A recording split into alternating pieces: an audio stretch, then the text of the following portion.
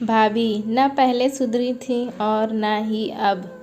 संजना, भाभी कहाँ हैं? गौरी ने अपनी भतीजे बहू से पूछा, जो अभी अभी चाय बनाकर लाई थी। जी बुआ जी, अपने कमरे में ही हैं मम्मी जी। इस समय भी अपने कमरे में? गौरी ने आश्चर्य से पूछा। वो नहीं चाय पियेंगी क्या? बुआ जी, हम तो बुलाने गए थे लेकिन नहीं आईं। आप तो चाय पियेंगी ना मेरे साथ बुआ जी? मुझसे अकेले खाया पिया नहीं जाता, लेकिन मम्मी जी गुस्सा होकर मेरे साथ खाना पीना भी छोड़ देती हैं। पहले बहुत दुख होता था, लेकिन अब खुद को समझा लेती हूँ। क्यों, क्या अभी भी नाराज़ हैं तुमसे? गौरी ने आश्चर्य होकर पूछा। हाँ बुआ जी, अभी भी नाराज़ हैं मुझसे, लेकिन बुआ जी अब तो मम्मी जी की नाराज़गी की इतनी आदत पड़ गई है कि अब मेरे ऊपर कुछ असर ही नहीं होता। हाँ, छोटी बड़ी बात पर तो मुंह फुला लेती हैं। पता ही नहीं चलता कि वो कब और किस बात पर नाराज़ हो जाएंगी, और फिर चाहे कितना भी मनाओ मानती ही नहीं। अब तो बुआ जी मैंने मनाना भी छोड़ दिया, क्योंकि जितना मनाओ और उतना ही ज़्यादा गुस्सा दिखाती हैं। संजना की आंखों में आंसू झिलमिलाने लगे। गौरी भतीजे की शादी के कई सालों बाद इस बार मायके में कुछ दिनों के लिए रहने आई थी। कह तो बिल्कुल ठीक रही है तू। रागिनी भाभी की तो ये आदत शुरू से ही थी। जब से वो ब्याह कर आई तो चंद्रकला रागिनी का बहुत दुलार करती।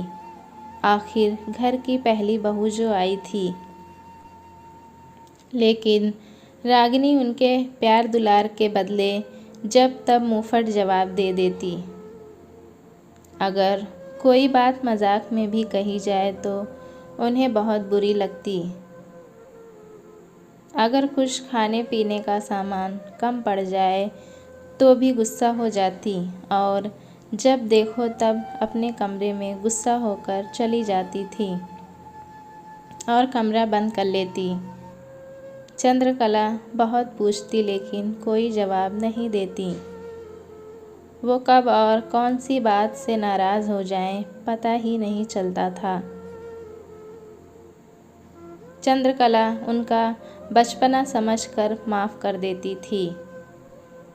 ननद देवर को तो कुछ भी नहीं समझती, और जब भैया रात को वापस लौट कर आते तो उनसे भी नमक मिर्च लगाकर सब बातें कहती थी। उसकी और छोटे भैया की क्लास लगती।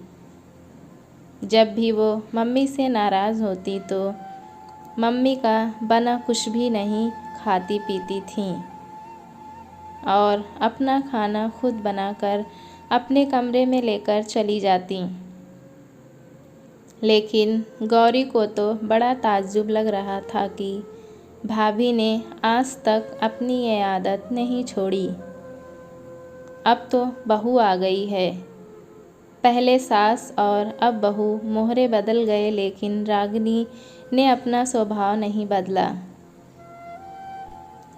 गौरी सोचने को मजबूर हो गई कि कुछ लोग ऐसे ही होते हैं, ना खुश रहते हैं और ना खुश रहने देते हैं। आज सुबह की ही बात है।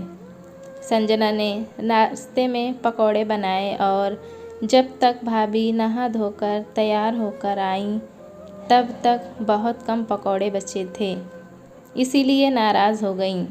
हालांकि अभी संजना ने भी नहीं खाए थे, और जब परिवार के सब लोग एक साथ बैठे हों और गर्मा गर्म नाश्ता बनकर आ रहा हो तो कब ख़त्म हो जाए पता ही नहीं चलता। संजना ने बहुत कहा कि अभी और बना देती हूँ। गौरी ने भी कहा कि भाभी आप बैठिए, अभी संजना फटाफट बना कर ले आएगी। लेकिन उनको नहीं मानना था तो नहीं मानी ही, और गुस्सा होकर अपने कमरे में चली गईं। संजना ने भी उनको छोड़कर खाना बनाने में लग गई। अभी कल की ही बात है। संजना बोली, मम्मी जी, जब तक बुआ जी हैं आप जल्दी उठकर तैयार हो जाया करिए। अच्छा, अब तू मुझे बताएगी कि मुझे कैसे रहना है? तुम्हारी बुआ सास ही तो हैं, कोई तोप थोड़ी ना है। बहुत ज़ोर से पिनक कर बोली रागिनी। गौरी को उनका इस तरह बोलना अच्छा नहीं लगा और आज सुबह नाश्ते में पकौड़े के लिए गुस्सा हो गईं। संजना बेटा, ये तो तुम्हारी सासू माँ की बहुत पुरानी आदत है। उनको घर की सुख शांति कभी जल्दी अच्छी लगती ही नहीं। मम्मी के साथ भी उन्होंने कभी अच्छा व्यवहार नहीं किया। तुम तो बहू ठहरी। संजना बेटा, ये तो घर घर की कहानी है।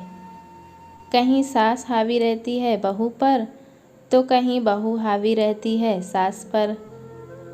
चलो हम तुम चाय पीते हैं, वरना इन सब बातों के चक्कर में चाय भी ठंडी हो जाएगी। गौरी को अच्छी तरह से मालूम था कि अगर वो रागिनी को बुलाने जाएगी तब भी वो जल्दी मानेगी नहीं और उसको अच्छा भी नहीं लग रहा था। लेकिन वो संजना की खुशी के लिए उसके साथ चाय पीने में मशगूल हो गई, क्योंकि इन छोटी छोटी बातों में बच्चों का दिल क्यों दुखाना। दोस्तों, कहानी कैसी लगी हमें कमेंट में ज़रूर बताएं। चैनल पे नए हैं तो एक लाइक और सब्सक्राइब करना ना भूलें।